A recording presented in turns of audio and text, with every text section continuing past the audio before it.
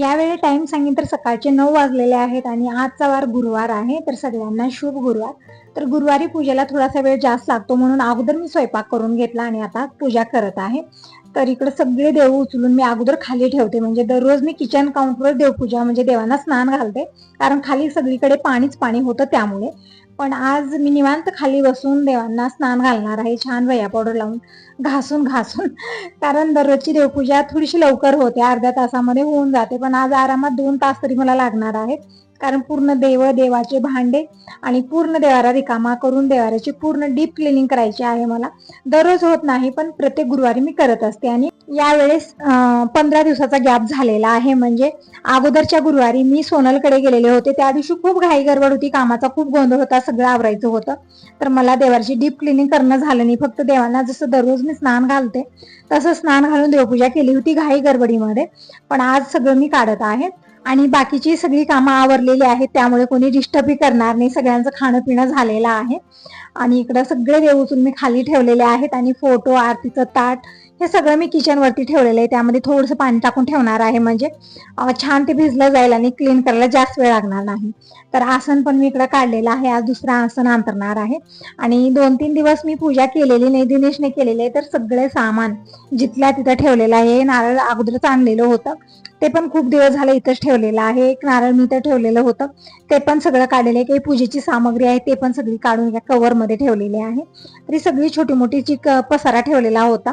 म्हणजे सगळं देवाचंच होतं पण खूप पसारा वाटत होता. सगळं काढलेलं आहे आणि साईडला ठेवलं. म्हणजे छोट्या मोठ्या वस्तू खूप जास्तही झाल्या तर ठीक वाटत नाहीये ते. तर सगळं काढून पूर्ण रिकामं करून घेतलेलं आहे. आणि तिकडे कॉटनचा कपडा घेतला. फोटो अगोदर सगळ्या पुसून घेतल्या, रांगोळी भरून काढलेली आहे सगळी.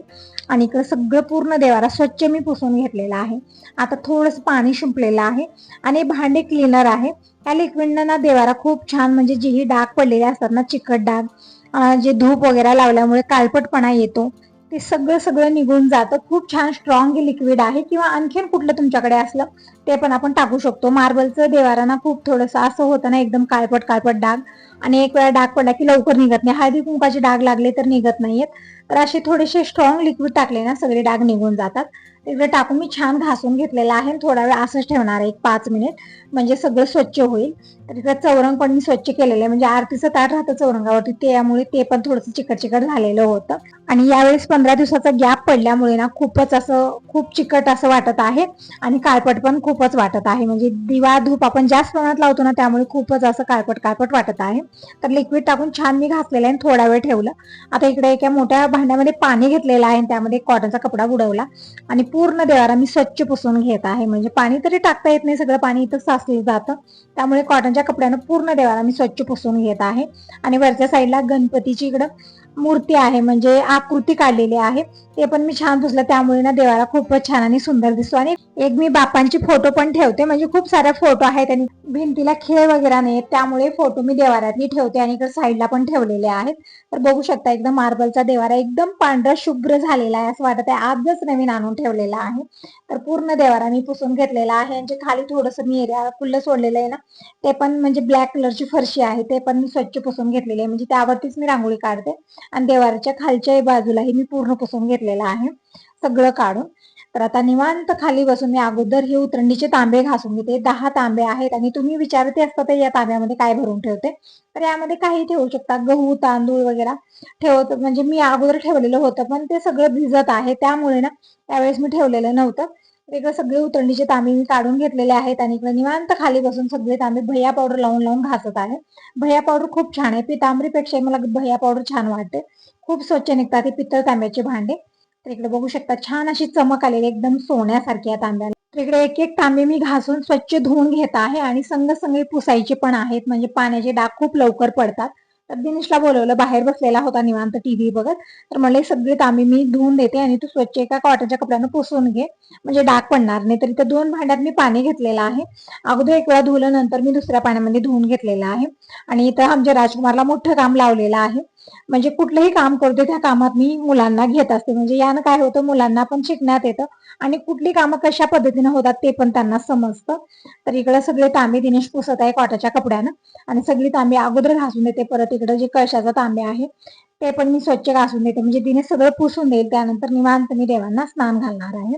आज निवांत खाली बसून करत आहे, त्यामुळे ना थोडंसं पाणी पाणी इकडं झालेलं होतं. पाणी सांडतं खूप जास्त, म्हणूनच मी किचन वरती सगळे जे देवाला स्नान वगैरे घालायचं असतं ते मी करत असते. आणि खाली स्पेस पण राहत नाही, एकदम दारात होतं ना त्यामुळे.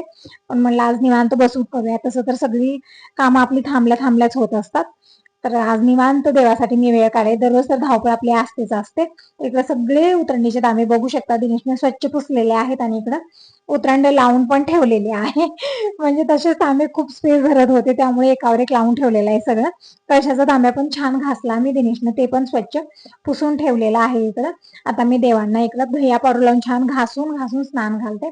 पाणी मी दुसरं घेतलेलं आहे, म्हणजे जे उतरणीचे तांबे वगैरे घासलेलं होतं ते पाणी मी टाकलेलं आहे. म्हणजे यामध्ये केमिकल खूप आहे, त्यामुळे पाणी झाडांना टाकायचं नाहीये. कुठेही भीतीच्या कडेला वगैरे टाकलं तरी पण चालतं. वेगळं सगळ्या देवांच्या मोठ्यांना छान मी भैया पावडर लावून छान घासून स्वच्छ धुवून घेतलेला आहे, स्नान घातलेलं आहे. आता इथे विठ्ठल रुक्मिणीची मूर्ती आणि महादेवाची पिंडी, नंदी भगवान हे वेगळ्या धातूचे बनलेले आहे. तर यांनाही मी छान घासलेलं आहे भैया पावडर लावून आणि स्नान घातलेलं आहे. म्हणजे जी चिकटपणा आहे पूर्ण निघून गेलेला आहे. देवा छान स्वच्छ आणि एकदम सोन्यासारखी चमकत आहे. तर आता टाइम सांगितलं तर सकाळचे 10:30 वाजलेले आहेत आणि दिनेश आत्ता कॉलेजला जात आहे. म्हणजे म्हणत होता मी थोडंसं लेट जायचं आहे, म्हणजे काहीतरी काम आहे आणि जाऊन लवकरच येणार आहे तो.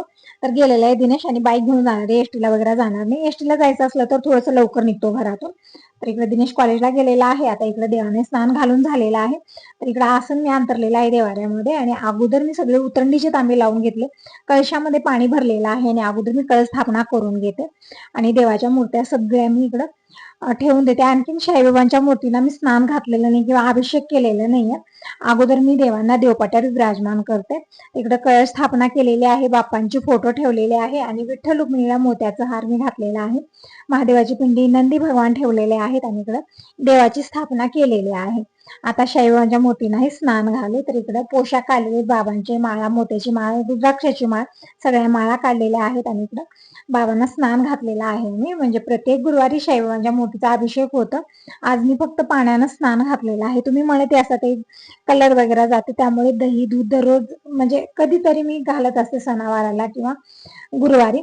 पण आज म्हणलं फक्त पाण्यानं स्नान घालूया. तर इकडे साईबाबांच्या मूर्तीनं स्नान घातलेलं आहे. कॉटनच्या कपड्यानं पूर्ण पाणी पुसलं. पोशाख घातलेले आहेत मोत्याच्या, रुद्राक्षाच्या माळा घातल्या, फेटा घातलेला आहे आणि देवपाट्यात विराजमान केलं. आता लावूया हळदी कुंकू चंदन. तर इकडं कळशालाही मी हळदी अगोदर चंदन लावलेलं आहे, नंतर हळदी कुंकू लावलेलं आहे. आणि आता सगळ्या देवांच्या मूर्तींना इकडे चंदन लावून घेते. बाप्पांच्या फोटोला, साईबाबांच्या मूर्तीला, सगळ्यांना मी इकडे हळदी कुंकू चंदन लावलेलं आहे. आणि फुलं आणखीन आणलेले नाही, तर अगोदर फुलं घेऊन येते. आज खूप लेट झाले. दिनेशला म्हणलेलं होतं की फुलं तरी आणून दे, पण त्यालाच लेट होत होता कॉलेजला जायला, तर तो गेलेला आहे. असं आता निवांत करूया, कारण पूर्ण दिवस आपलाच आहे. कुठली घाई गडबड नाही. तर बघू शकता बाहेरचं वातावरण, खूप अशी हवा आहे. फुलंही तोडता येत नव्हतं व्यवस्थित. कवर घेऊन गेले होते, त्यामुळे फुलं म्हणजे उडून जात नाही. तर ताट वगैरे नेलं नाही, एकही फुल ताटलीमध्ये राहतच नाही, सगळे उडून जातात. तर कवर मध्ये इकडे सगळे फुलं मी तोडून आणलेली. डाळिंबाला तर खूप सारी फुलं आणि डाळिंब पण लागलेले, पण काल वानेर आलेले होते आणि खूप असं त्यांनी सगळं वाटोळं केलेलं आहे. इकडे झेंडूची फुलं काही आणलेली होती मार्केटहून, तर देवांना इकडे फुलं वाहिलेली आहेत. मला झेंडूची फुलं वगैरे जास्त आवडत नाहीत, कारण खूप जड असतात, ते देवाच्या डोक्यावर बसत नाहीत, असंच खाली ठेवावं लागतं. पण स्वास्तिकचं फुल आणि सदाफुली खूप हलकी असतात आणि देवाच्या डोक्यावर बसतात आणि मला छान पण वाटतं. हे फुलं एकदम छोटी छोटी आणि खूप हलकी असतात. इकडे देवांना फुलं वाहिलेली आहेत, दीप प्रज्वलित केला. आणि तुळशीचे मी म्हणजे तुळस पण आणलेली आहे, इकडे बघू शकता. आणि देवांना तुळस पण वाहिलेली आहे, फुलं वाहिलेली आहेत, दीप प्रज्वलित करून घेतला, धूप लावलेला आहे, रांगोळी पण काढून घेतलेली आहे आणि देवाचे मनोभावे दर्शन करून घेतले. आता तुळशी पूजन, उंबरा पूजन करून येते. बाहेर काय व्हिडिओ वगैरे बनवता आला नाही, कारण खूप हवा आहे, काहीच राहत नाही, सगळं उडून जात आहे. गेट बंद करून मग मी बाहेर गेलेले होते.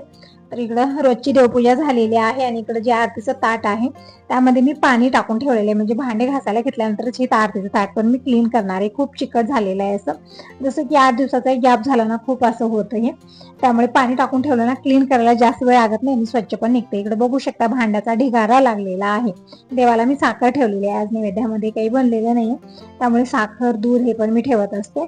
तर इकडे फक्त साखर ठेवलेली आहे. आणि हे आपे मेकर मी आपे बनवलेले होते सकाळी, तर ते मी स्वच्छ पुसून ठेवत आहे. म्हणजे भांड्यामध्ये वगैरे घेत नाही, कारण त्याचं पालीच गेलं ना मग ते सगळं बेकार होऊन जातं. तर आता बनवायचे नाही तापे डोसे काही आता 4-8 दिवस.